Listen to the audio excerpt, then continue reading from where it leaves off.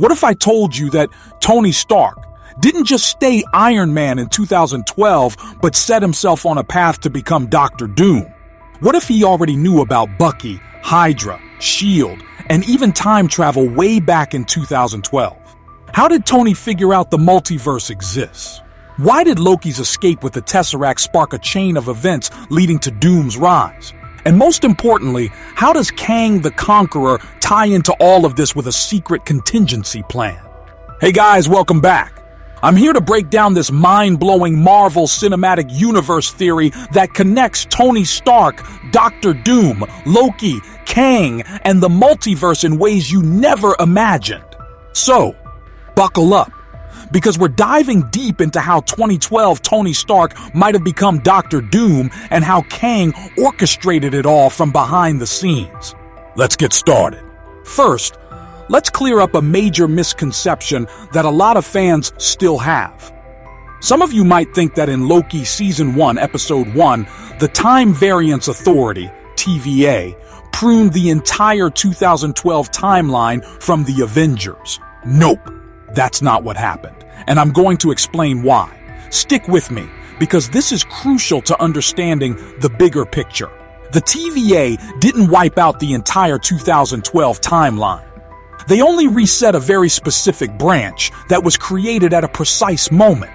Let's break it down. In the Avengers 2012, the Avengers time travel from Endgame was pre-approved by the TVA. Their plan to go back to 2012, grab the Infinity Stones and return was part of the sacred timeline, so it was allowed.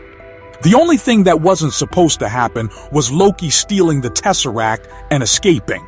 That's the moment everything went off script. When Loki grabbed the Tesseract and teleported to the Gobi Desert, that single action created a new alternate timeline, a branch off the sacred timeline. If you look at the TVA's tempad in Loki Season 1, you can see this clearly. The moment Loki escapes, a new timeline branch appears. The TVA swoops in, captures Loki, takes the Tesseract, and drops a reset charge to prune that specific branch timeline, not the entire 2012 timeline where the Avengers were operating. That branch was just a few minutes long, starting from the moment Loki fled. The TVA didn't care about the Avengers' time travel or the rest of the 2012 events because those were meant to happen. So to recap, the 2012 timeline where the Avengers time traveled is still intact. The only thing pruned was the short-lived branch caused by Loki's escape. Got it? Good. Now, let's move on to what this means for Tony Stark. Imagine this. It's 2012. And Tony Stark has just witnessed something insane. He's seen his future self, future Tony Stark, and future Steve Rogers in the flesh, or at least on CCTV footage from Stark Tower. He knows time travel is real because he's seen it happen. On top of that, let's say he's uncovered some shocking truths. Bucky Barnes is alive. He's the Winter Soldier. And he killed Tony's parents. Plus, S.H.I.E.L.D. is secretly infested with Hydra. That's a lot for Tony to process, right? Knowing Tony, he's not the type to sit back and do nothing. He's a man of action, and this is where things get wild. Tony would have gone into full detective mode, digging into every detail. He's got the brains, the tech, and the resources to investigate. The first thing he'd focus on is time travel. If his future self could pull it off, why can't he? Time travel is right up Tony's alley. It's a puzzle he'd be obsessed with solving. And here's where things get interesting. Time travel is also a signature skill of Victor Von Doom, the iconic Marvel villain. Could this be a clue that 2012 Tony is on the path to becoming Doctor Doom? Let's explore that. Tony likely started working on time travel tech as early as 2012. By the time he fully masters it, he's probably already transforming into someone or something else. Doom is a master of both science and sorcery, and Tony's genius could easily evolve in that direction. But there's an even bigger topic that would have caught Tony's attention, something the other Avengers might have overlooked: the multiverse. Let's talk about Age of Ultron for a second. That entire movie is built on Tony's obsession with protecting Earth from extraterrestrial threats. After the Chitauri invasion in 2012, Tony's paranoia kicks into overdrive. He wants to build a suit of armor around the world to shield Earth from future attacks. That's why he creates Ultron. But what if Tony's obsession didn't stop there? What if, after Loki's escape with the Tesseract, Tony uncovered something even bigger? Here's how it might have gone down. Tony and Bruce Banner were already tracking the Tesseract in the Avengers because it emits a unique gamma energy signature. Tony's tech could easily pinpoint its location. So when Loki escapes to the Gobi Desert with the Tesseract, Tony tracks it there. But when he arrives, something weird happens. The Tesseract's energy signature vanishes completely, not just hidden, gone, as if it doesn't exist in the entire universe. For someone like Tony, that's impossible. If something exists, it has to be somewhere, right? Here's the kicker. The Tesseract disappeared because the TVA's Hunter B-15 took it when she apprehended Loki. But Tony doesn't know that. All he knows is that the Tesseract signal is gone, and that's a problem. Then he starts noticing other anomalies. When Loki escaped, he opened a portal. When the TVA showed up in the Gobi Desert, their arrival likely caused energy spikes that Tony's tech would have detected. These spikes wouldn't match any technology from his universe. Tony, being the genius he is, would study these anomalies and realize they're not from his world. They're from outside his universe. This is the moment Tony discovers the multiverse. He realizes his universe isn't the only one. There are others out there. The Tesseract didn't just disappear. It was taken to another universe or dimension. For a guy who invented time travel in Endgame, figuring out the multiverse isn't a stretch. Tony's too smart not to connect the dots. Now let's bring Kang the Conqueror into the picture. This is where the theory gets really juicy. Kang isn't just some random villain. He's a master manipulator who plans centuries ahead. In Loki Season 1, Kang, or He Who Remains, reveals that he orchestrated the entire sacred timeline, including the Avengers' time travel in Endgame. He allowed it to happen because it served his purpose. But what if Kang's plan went even deeper? What if he wasn't just controlling the sacred timeline, but also setting up a contingency plan for when he's gone? Here's the theory. Kang knew Loki would eventually take his place at the end of Loki Season 2. He also knew Loki's approach to managing the multiverse, giving everyone free will, would lead to chaos. Kang's entire system was about suppressing alternate timelines to prevent a multiversal war. He kept the sacred timeline, Earth 616, running smoothly and pruned anything that could lead to dangerous variants or incursions. But Loki's all about freedom.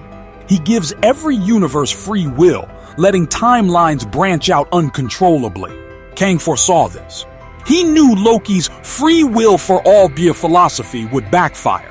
When you give everyone freedom, it's not just the good guys who benefit. Villains get it too.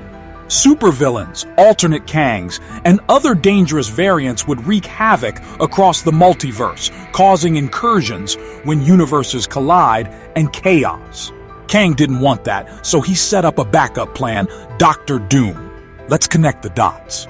Kang knew that if Loki messed up the multiverse, someone would need to step in to clean up the mess. That someone is Dr. Doom.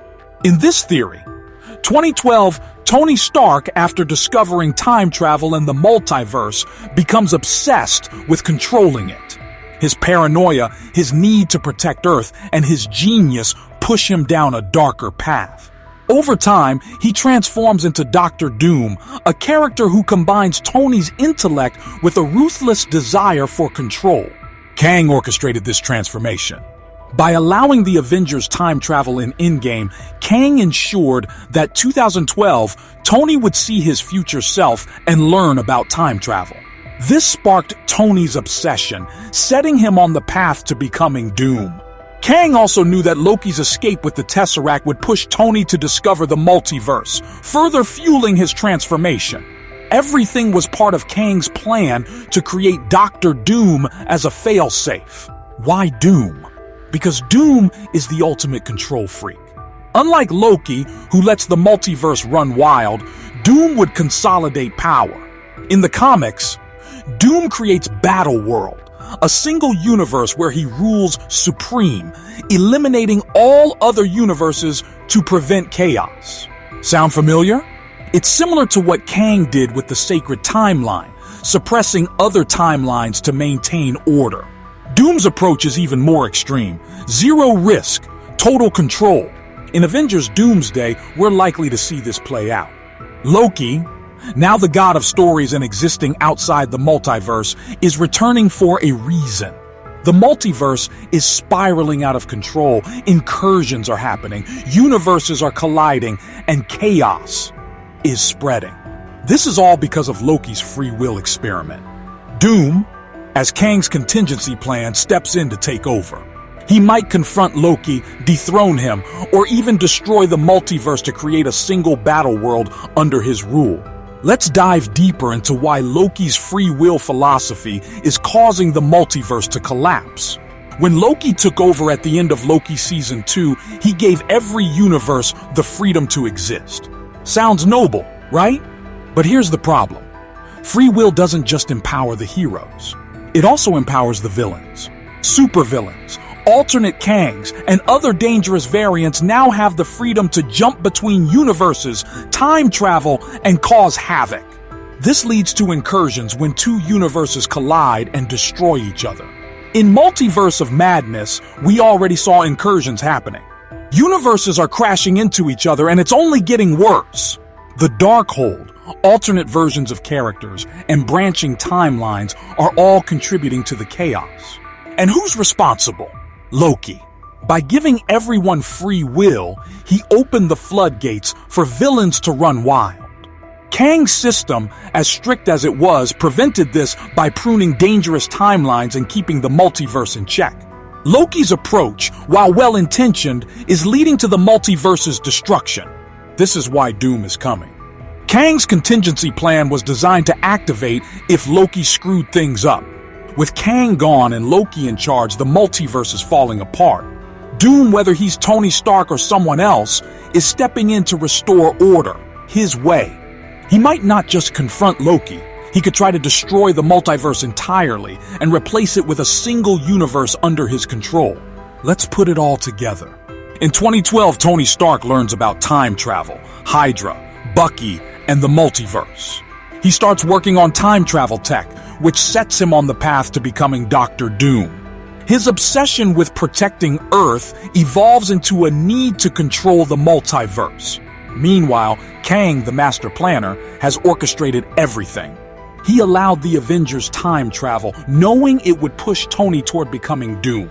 He also knew Loki would take over and give the multiverse free will, leading to chaos. Doom's rise in Avengers Doomsday is Kang's backup plan. With the multiverse spiraling out of control, Doom steps in to take charge.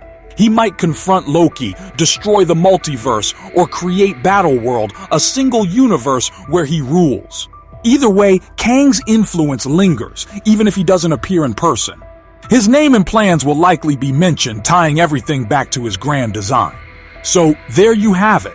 A wild theory about how Tony Stark could become Dr. Doom, how Loki's escape with the Tesseract set everything in motion, and how Kang planned it all.